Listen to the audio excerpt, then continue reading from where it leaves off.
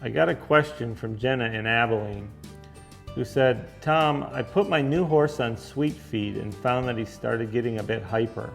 What type of feed do you recommend to keep a horse quiet, but he still gets good nutrition? Well, Jenna, I feed oats and alfalfa, and that's worked really good for me. I've fed it for as long as I've been in the horse business. My dad fed it as I was a kid growing up.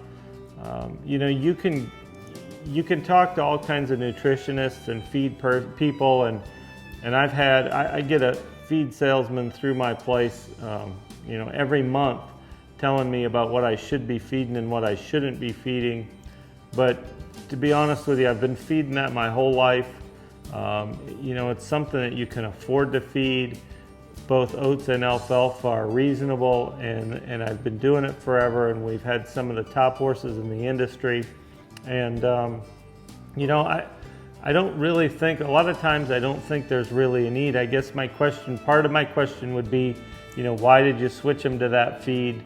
And if you were getting along before on the feed, is he underweight? If he was underweight and you switched him to that, maybe we do things like hanging a hay bag in their stall, give them access 24 hours a day to hay.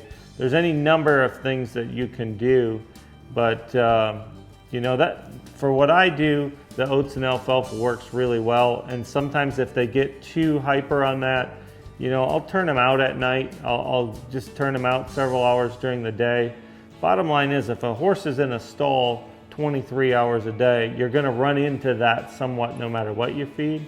So try and get them out a little bit. Make sure wherever you're boarding your horse, or if you have your own place, that you get them turned out and let them have a couple hours out and run that little excess energy off. And then when you're ready to ride, they're going to be ready to ride with you.